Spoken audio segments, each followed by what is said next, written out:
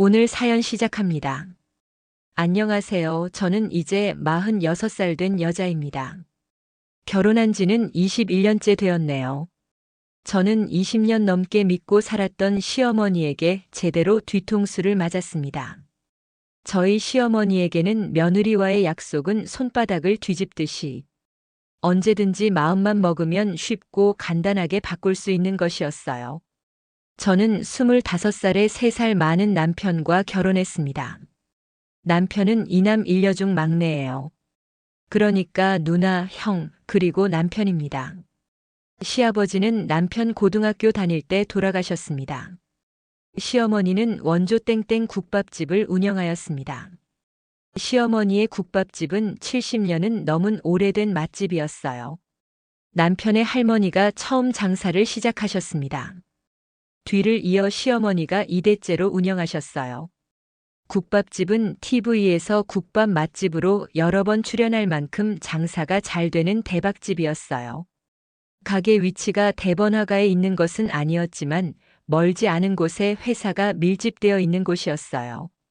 그래서 점심때면 직장인들이 몰려들어서 자리가 없어서 줄을 서서 기다릴 정도예요. 저는 친구의 소개로 남편을 처음 만났습니다. 소개받았을 때 TV에 자주 나오고 저도 여러 번 가본 국밥집 둘째 아들이란 게 신기했어요. 처음에는 신기해서 만났고 두 번째는 남편이 지금 말로 훈남이어서 만났습니다. 그렇게 만남을 이어가다 우린 결혼을 하게 되었습니다. 남편과 저는 맞벌이 부부였어요. 남편은 평범한 회사를 다녔고 저는 프리랜서로 일하고 있었습니다. 시댁이나 친정이 부유한 편이어서 결혼할 때 지원을 많이 받았어요. 그래서 저희는 경제적인 어려움 없이 결혼 생활을 시작하였습니다. 남편은 심성이 착했어요.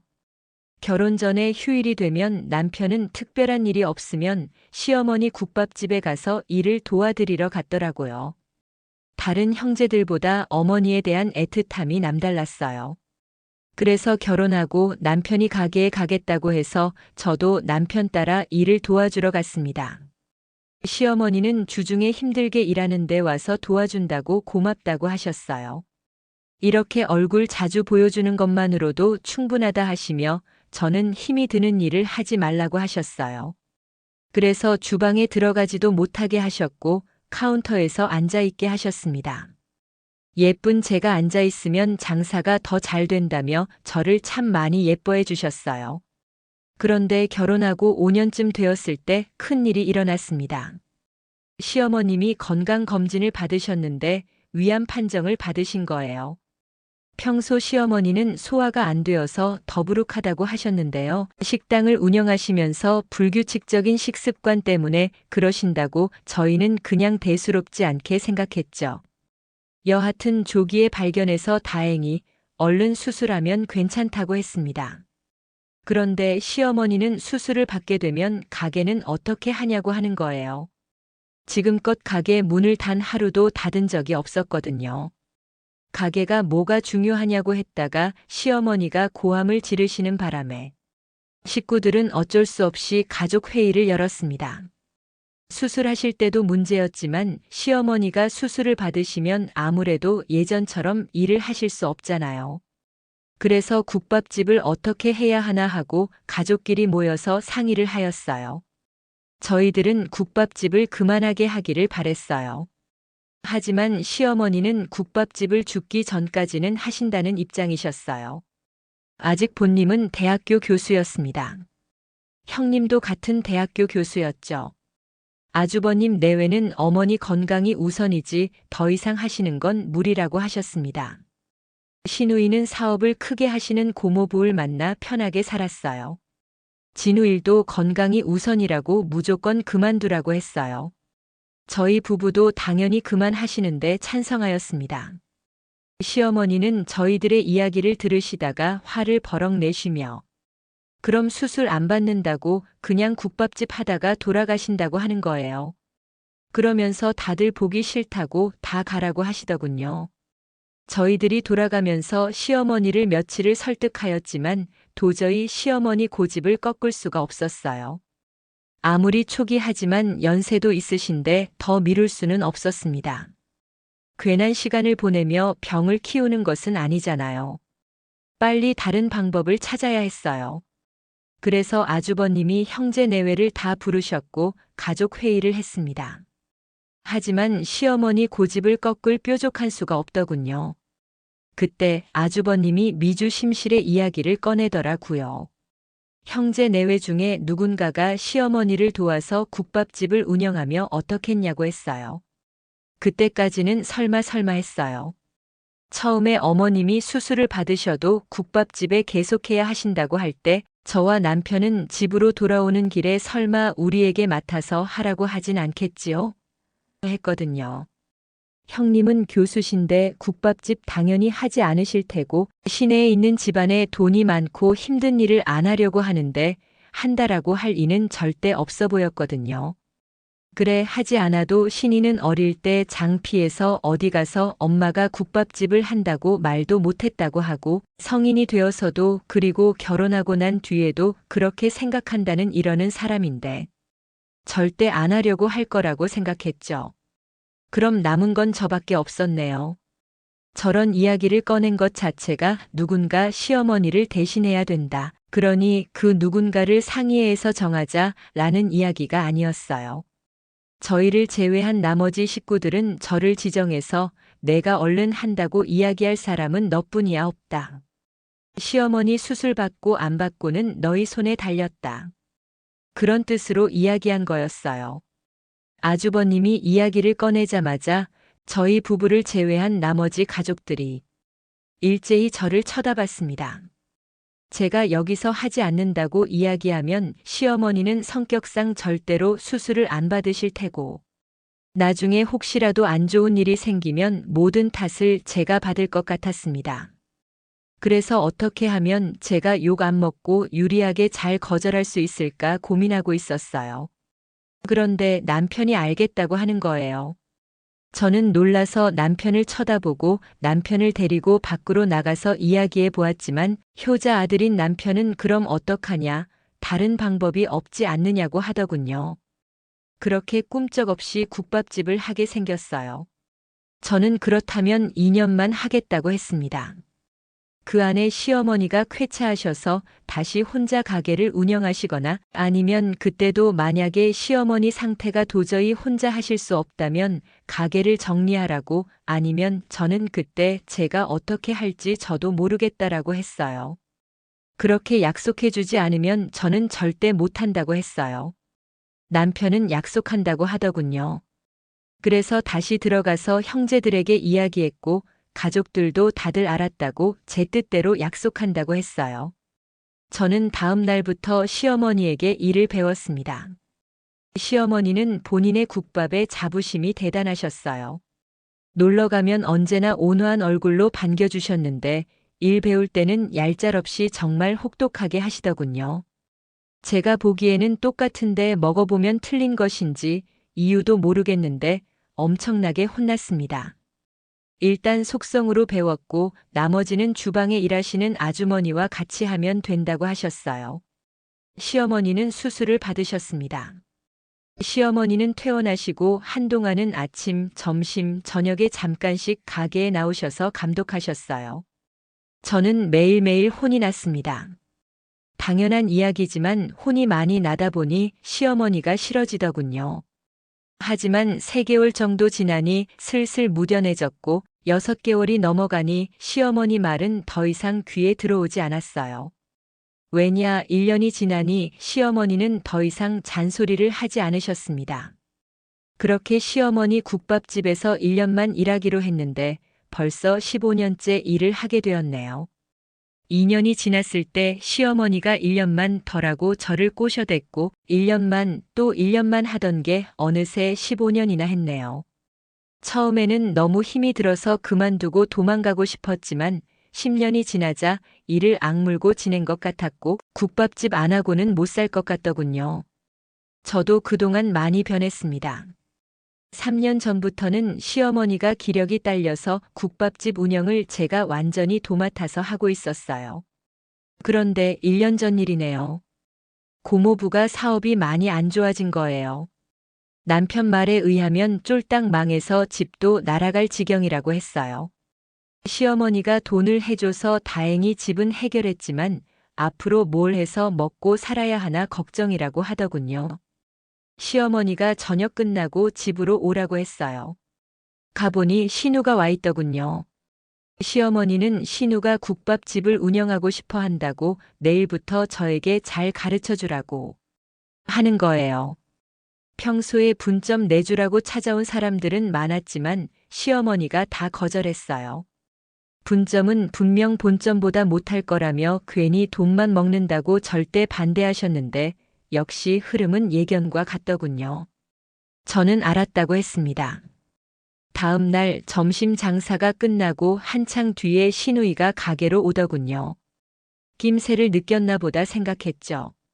그런데 시누이는 복장부터 주방 일을 할 복장이 아니었어요.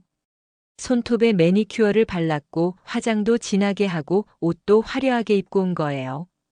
저는 기분 나쁘지 않게 복장에 관해 이야기했지만 시누이는 귓등으로도 듣지 않더군요.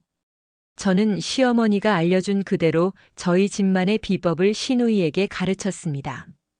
시누이는 건성으로 듣더군요. 그러면서 하는 말에 주방이 예전식이라 불편한 게 많고 지저분하다고 하는 거예요. 홀도 구식이라 요즘은 이렇게 하면 안 된다고 아는 척을 하더라고요. 주방을 1년 전에 싹 다 바꿔서 깨끗하고 홀도 좀 낡아 보이기는 하지만 노포의 느낌을 살리게 한 건데 말이죠. 하지만 고칠 곳은 어지간하면 고쳐서 더 이상은 손볼 데가 없었어요. 잘 알지도 못하면서 참견을 하는 건지, 일을 배우러 온 것인지 뭐 하자는 건지 도통 어이가 없었어요. 그렇다고 제가 손 아랫사람인데 예전 시어머니가 절 가르치던 것처럼 그렇게 할 수는 없잖아요. 그렇게 했다가는 10분도 못 버티고 때려치운다는 말 나올 거예요. 하지만 다음 날도 그 다음 날도 배울 생각도 없이 시내에 있는 가게에 와서 잠깐 있다가 집에 갔어요. 그렇게 2주 정도 지났을까요? 신우가 가게에 늦게 왔고 도저히 안 되겠어서 저는 주방으로 불렀습니다. 그런데 신우는 이제 더 이상 안 배워도 된다고 하는 거예요. 국밥집을 할 생각이 없어진 거냐고 물었습니다. 그랬더니 2호점을 내고 여기 가게 운영을 본인이 할 때 저보고는 주방에서 국밥만 만들면 된다고 그러는 거예요. 저는 이게 무슨 말인가 했습니다. 그때 마침 시어머니가 오셔서 여쭤봤어요.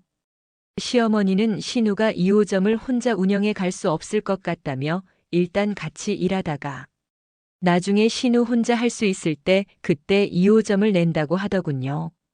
갑자기 신우랑 같이 일이라니 신우가 열심히 할 것 같아 보이지도 않았고 여러모로 내키지 않았습니다. 저는 신우가 주방 일을 하려고 생각을 하지 않는다고 시어머니께 따로 말했습니다.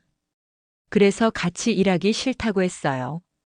그 말을 들은 시어머니는 신우가 여태 그런 일을 안 해보고 편하게 살아서 그런 거라고 시간이 지나면 변할 거라고 저보고 조금만 참으라고 하더군요. 본인이 잘 가르치겠다고 약속하신다고 하는 거예요. 이놈의 집구석 약속을 할 줄만 알지 지키는 꼴은 못 봐서 저는 그 말을 안 믿었습니다. 그냥 2호점에서 나갈 때까지 제가 참기로 했어요. 아니나 다를까 신우는 다음 날부터 카운터에만 앉아 있었고 가게에 손님이 많아 눈코 뜰 새 없이 바빠도 김치 쪼가리 하나 나르질 않았어요. 그리고 시간이 좀 흐르자 그마저도 안 하고 장사 끝나고 결산할 때만 나타나더라고요. 저는 슬슬 한계가 왔습니다. 그런데 저를 도저히 참을 수 없게 만든 일이 일어난 거예요. 하루는 가게 커다란 액자가 택배로 왔습니다. 이게 뭔가 하고 보고 있었는데 신우가 왔어요. 신우는 저를 보고 액자를 걸려고 했습니다. 포장을 뜯어보니 정말 기가 차고 코가 막히더군요. 액자에는 시할머니, 시어머니, 그리고 신우의 사진이 있었고 3대째 이어지는 원조 땡땡 국밥 이렇게 쓰여 있더라고요. 저는 거기에 없었습니다. 이게 뭐냐? 고 신우에게 물었어요. 그랬더니 신우는 앞으로 내가 여기 운영할 텐데 손님들한테 사장 바뀐 거 알려야 하지 않겠어? 뭐 문제 있어? 라고 하는 거예요. 그러면서 밖에 주차장에도 대형 간판을 세울 거라고, 그래야 한다고 저는 주방에 가서 얼른 저녁 장사 준비나 하라는 거예요. 그리고 홀에 그런 복장으로 나오지 말라고 하더군요. 이러는 법은 없는 거 아닌가요? 저는 가게를 뛰쳐나왔습니다. 그리고 시어머니를 찾아갔습니다. 시어머니는 저를 보더니 저녁 장사는 어떻게 하고 여기에 오냐? 고 하더군요. 저는 시누이가 한 행동에 대해 말했어요. 그런데 듣는 시어머니가 안 놀라는 거예요. 그래서 시어머니도 알고 있냐고, 혹시 시어머니가 허락한 거냐고 물었습니다. 시어머니는 그렇다고 하면서 저보고 전에 말했듯이 1년만 참으라고, 그러면 그 다음에 다 알아서 해결하겠다고 하더군요. 저는 순간 머리를 망치로 맞은 것처럼 멍해졌어요. 아니, 정신이 번쩍 들었습니다. 아, 나를 바보 멍충이 호구로 알고 이런 거구나 싶었어요. 저 국밥집 처음 맞는다고 했을 때도 어머님의 이런 식으로 이야기해서 저를 지금껏 국밥집에서 일을 시키며 어머님이 이용해 놓고, 이번에는 신우가 저를 이용해 먹게 만들려고 또 이러시는 거예요. 그 말을 듣자 시어머니는 시어머니한테 그게 무슨 말이야? 싸가지 없이 말버릇이 그게 뭐냐? 내가 너를 언제 이용했냐? 네가 좋아서 한 거지. 이러더군요. 제가 언제 좋아서 한 적 없었거든요. 그리고 어머니 아프실 때 저 없었으면 가게 진작에 문을 닫았고 없어졌을 거예요. 저 가게 일로 힘들어서 그만두고 싶다고 이야기할 때마다 가게 주인은 너다. 라고 하시며 너가 주인인데 어떻게 그러냐? 고 하셨잖아요. 그때 하신 말씀은 다 거짓말인가요? 그리고 저 가게 욕심 없어요. 가게는 주고 싶으시면 주세요. 얼마나 잘할지는 모르겠지만요.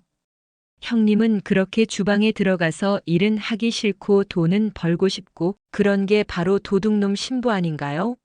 아무리 딸이라도 그렇게 감싸기만 하는 거 아니에요.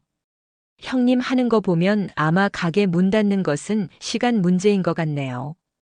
나중에 후회하실 거예요. 저에게 다신 연락하지 마세요.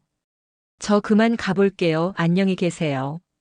라고 하고 나와버렸습니다.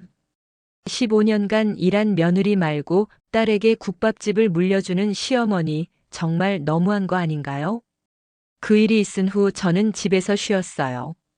그런데 15년 동안 매일같이 가게에서 일하다가 하루아침에 쉬려니 몸도 마음도 편치 않았어요. 배운 게 도둑질이라고 국밥집을 하기로 했어요. 시어머니 가게와 10분 거리에 떨어진 곳에 보란듯이 오픈했고 장사한 지 4개월쯤 되었네요. 제가 가게를 열었을 때 시어머니와 시누이는 원조인 자기네 가게는 절대 못 이기고 제 가게는 안 될 거라고 생각했어요. 제 가게 자리도 안 좋고 테이블도 몇 개 안 되는 작은 가게였거든요. 오픈 초기에 시누이가 가게 와서 큰 소리치며 시비를 걸길래 저는 영업방해죄로 신고해버렸습니다. 그 뒤로는 안 찾아오더군요. 그리고 오는 손님이나 동네 사람들에게 저를 기껏 걷어먹여 살렸더니 이렇게 가까운데 가게를 열었다며 배은망덕하다고 흉을 봤습니다. 저는 신경도 안 썼어요. 제가 이런 세월이 있으니 저의 사정을 잘 아는 동네 분들이 알아서 변명을 해주었고 도리어 시어머니와 시누이를 욕하더군요. 시어머니는 몇십 년간 한자리에서 장사해서 동네 사람들은 모르는 사람이 없는데 동네 사람들은 시어머니를 사람 취급도 안 하고 인사도 안 했어요. 지금 시어머니 가게는 폐업 직전이에요. 시어머니는 가게를 확장하면서 인테리어도 했습니다. 요즘 트렌드에 맞게 고급지게 한다고 완전히 가게를 바꿨어요. 노포 느낌이 완전히 사라졌습니다. 그리고 시어머니는 주방에서 일하던 아주머니에게 갑질을 했어요. 아주머니는 얼마 참지 못하고 일을 그만두었습니다. 시어머니는 신우에게 국밥 만드는 법을 알려주었지만 신우는 대충 배워 국밥을 만들더군요. 그리고 고급진 가게에 맞게 가격도 크게 올렸어요. 당연히 매출은 급격히 줄어들었고 그걸 메꾸기 위해 신우는 어디서 배웠는지 재료 가지고 장난을 치더군요. 손님들이 맛의 변화와 음식의 질이 안 좋아지는 것을 당연히 먼저 알았고 점점 발길을 끊다군요. 가게가 살아날 기미가 안 보였습니다. 가게 확장하고 인테리어 한다고 돈을 엄청나게 썼고 투자금 회수는커녕 가게 문을 닫게 생겼네요. 남편도 시어머니가 저에게 한 행동에 화가 나 의절과 연을 끊었지만 효자라 그런지 얼마 못 가더군요. 하지만 그냥 가끔 안부 전화하고 얼굴 가끔 보러 가는 게 끝이에요. 그래도 저한테는 같이 가자는 전화는 일절하지 않네요. 시누이가 가게에 와서 난리를 피워 경찰에 신고한 날 저한테 괜히 자기가 국밥집 하라고 해서 고생시켜 미안하다고 사과를 하더군요. 얼마 전 남편이 시어머니 앞에 다녀왔어요. 시어머니는 돈도 돈이지만 평생 해오셨던 국밥집에 문을 닫게 생겼으니 험하다고 하신다며 신우에게 물려준 걸 후회하고 있다더군요. 그러면서 직접적으로 말은 하지 않지만 제가 다시 들어와서 하기 바라는 눈치라고 하는 거예요. 저는 속으로 비웃었습니다. 누굴 바보로 아나 더 이상은 안 속아. 네, 어머니, 아참 저희 가게는 아주 잘 됩니다. 상호 똑같이 하고 진짜만 앞에 붙여서 진짜 원조 땡땡 국밥집 이렇게 했거든요. 그리고 제가 15년 했으니 맛은 원조 그대로예요. 심지어 이 가게 단골분들 다 저희 가게 옵니다. 저희 가게 자리 없어서 손님들이 다 줄 서서 있어요. 여기까지입니다. 제 이름은 사연입니다. 구독과 좋아요는 큰 힘이 됩니다.